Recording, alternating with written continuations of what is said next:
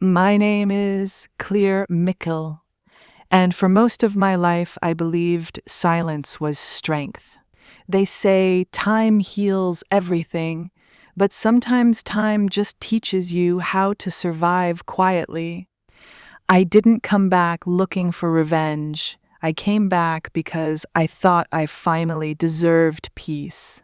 For 10 years, I was the strong one, the reliable one, the one who never asked for much. And yet, when I needed them most, they showed me exactly where I stood.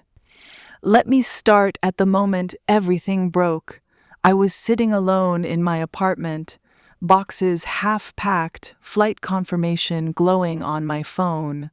I hadn't been home in years.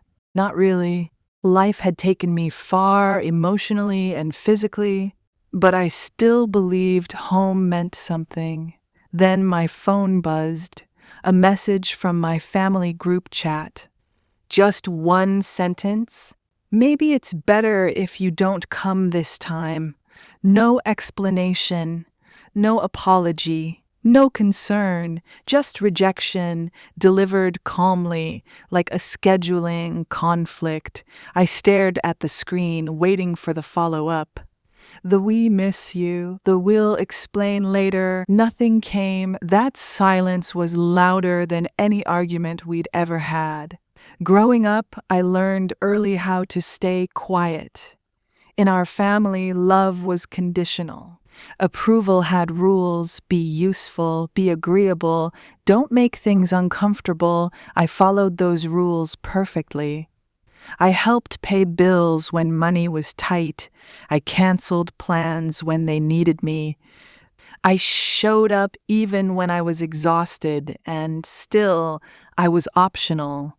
I typed back one word. Okay, I didn't cry. Not yet. I canceled my flight, unpacked my bags, sat on the floor, and listened to the refrigerator hum. That's when something shifted. Not anger, not sadness, clarity. I realized I'd spent my entire life trying to earn a seat at a table that was never meant for me. And once you see that, you can't unsee it. The next morning, my mother called. Her voice was careful, nervous. She said things were complicated. I asked one question. Did anyone argue for me? Silence. That answer told me everything. I stopped calling, stopped checking messages. Days passed. Then my brother wrote to me, "You're being dramatic. It's not that deep. Funny how pain is always shallow to the people who never feel it."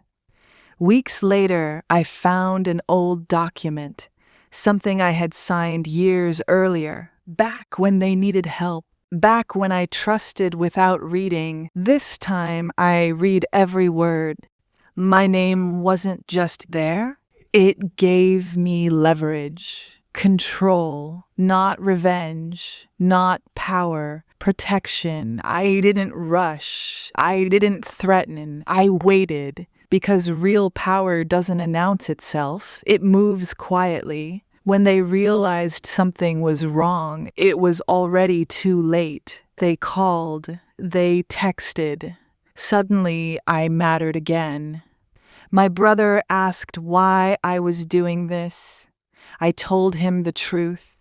I'm not doing anything to you. I'm finally doing something for myself. They didn't understand. People who benefit from your silence rarely respect your boundaries. My father called next, angry, demanding. I listened. Then I said calmly, "You told me not to come home." I listened. That ended the conversation. There were letters, deadlines, meetings, nothing dramatic, just consequences. My mother cried. My brother blamed me. My father blamed everyone but himself. And for the first time in my life, I didn't absorb it. I slept peacefully, not because I won, but because I stopped losing myself. In the end, things settled, clear boundaries, no manipulation, and I kept something more valuable than approval. My dignity. We don't speak now, not out of hatred, out of understanding. Some doors close not to punish you, but to protect who you're becoming. Family isn't defined by blood, it's defined by safety, by respect, by presence when it matters. That year, I didn't go home. I stayed where I was, made dinner for one, lit a candle, and for the first time, I felt at home. If you're listening and you've ever felt replaceable, remember this. You don't owe loyalty to people who treat you like an option. Walking away isn't weakness. Sometimes it's clarity, and clarity is power.